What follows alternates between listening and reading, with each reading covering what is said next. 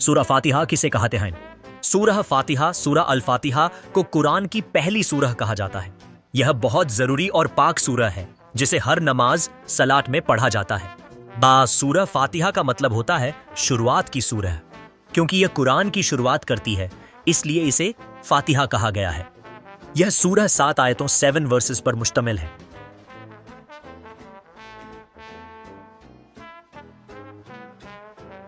इसे उम्मुल किताब, किताब की सूरह फातिहा और साबल मथानी 7 बार दोहराई जाने वाली आयतें भी कहा जाता है।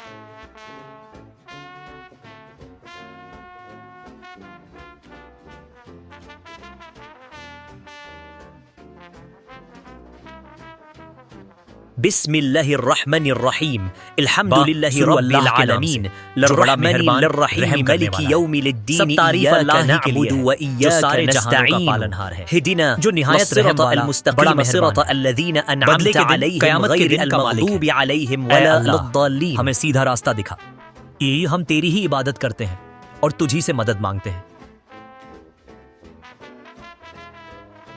उन लोगों का रास्ता जिन पर तूने इनाम किया, न कि उनका जिन पर गजब हुआ होता है और न गुमराहों का। बहुत अच्छा सवाल। सूरह फातिहा कुरान की सबसे अहम और बरकत वाली सूरह मानी जाती है।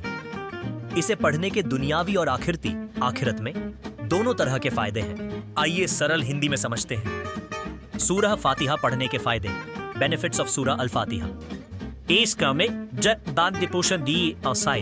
हर नमाज का हिस्सा है। बिना सूरह फातिहा के नमाज पूरी नहीं होती। यह हर रकात में पढ़ी जाती है, इसलिए इसे उम्मुल किताब, कुरान की मां कहा गया है।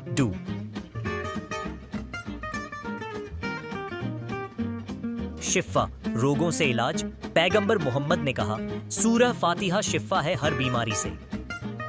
अगर किसी को तकलीफ या दर्द हो तो ईमान के साथ इसे पढ़कर फूंक मारना, दम करना अच्छा माना गया है। रूहानी सुकून, स्पिरिचुअल पीस। यह अल्लाह से सीधी दुआ है, हमें सीधा रास्ता डर से राहत मिलती है। 4,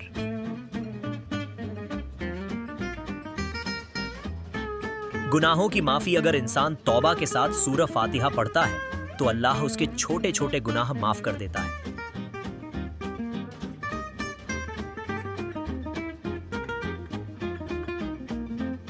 रोजी में बरकत। कुछ उल्मा, इस्लामी विद्वान अल्लाह से सीधा रिश्ता। जो व्यक्ति रोजाना सूरह और अल्लाह का सुबह सुबह पढ़ता है उसके रिजकड़ मन रोजी और कामों में बरकत होती है। 6,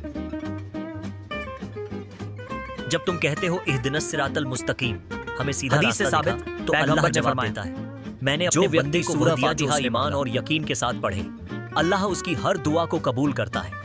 सही बुखारी।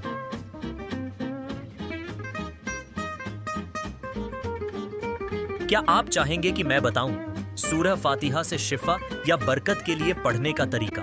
कैसे, कब और कितनी बार पढ़ें?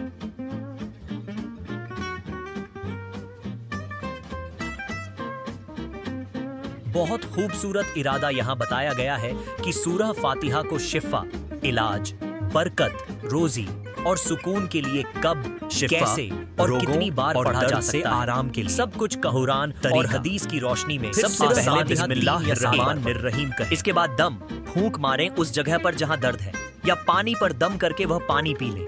हदीस, एक सहाबी ने एक बीमार को सूरह फातिहा पढ़कर दम किया और वह ठीक हो गया। तुमने सही किया, सूरह फातिहा रुकिया इलाज है। बरकत और रोजी के लिए तरीका। फज्र की नमाज के बाद या सुबह उठते ही 7 बार सूरह फातिहा ईमान के साथ पढ़ें और हर मुश्किल आसान कर दें। नियमित पढ़ने से कामों में आसानी और घर में बरकत महसूस होगी। 3, दुआ की कबूलियत के लिए तरीका।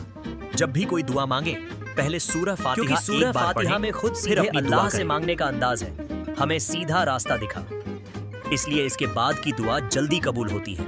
4,